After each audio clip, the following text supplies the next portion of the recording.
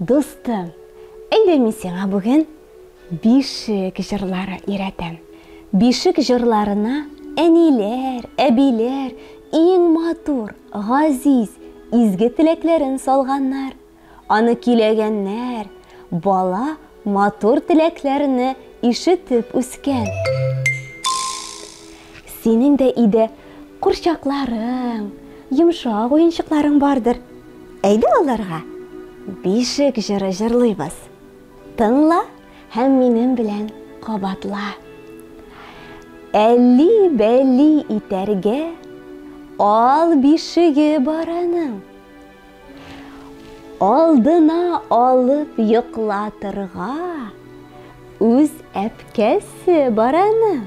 Ә хәзер Габдулла Тукай язган бишек җыры белән таныштырыйм.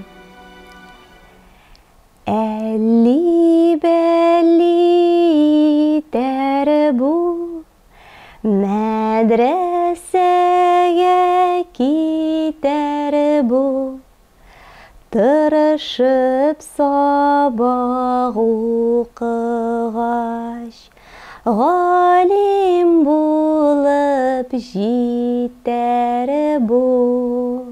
Бу бишек җырын бөек шагыйребез Габдулла Тукай язган. Әлли-бәлли итәр бу, ягъни йокыга китәр бу. Мәдрәсәгә китәр бу. Мәдрәсә ул мәктәп була, достым. Тырышып сабак укыгач, сабак монысы дәрес була инде. Тырышып дәресләрен эшләгәч, күп-күп китаплар укыгач, галим булып җитәр бу. Менә шундый изге теләкләр теләп, әниләр, әбиләр, бәбиләрен йоклатканнар. Син дә, достым, бәбиләрне шулай тәмләп йоклат, ярыймы? Ә хәзер йокыдан татлы итеп уятырга өйрәтәм. Кабатла минем белән. Тур, тур, тургай, таң ата бугай. Тургай, шып-шук, шырык, шырык, шырык. Достым, бишек җырлары алар бик күп, һәм һәр әнинең бишек җыры үзенеке булырга мөмкин. Син үзең дә уенчыкларыңа, курчакларыңа бишек җырлары уйлап таба аласың, һәм аларны йокыдан назлы итеп, уяну сүзләрендә үзең әйтә аласың. Ә хәзер әйдә, тагын берне өйрәтим әле. Алтын, алтын, алтыным, минем йөрәк ялкыным.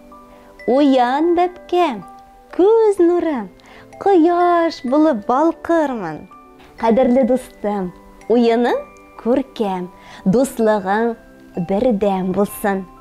Тәмле телеңдә бишек җырлары көйлә. Сау бул, дустым.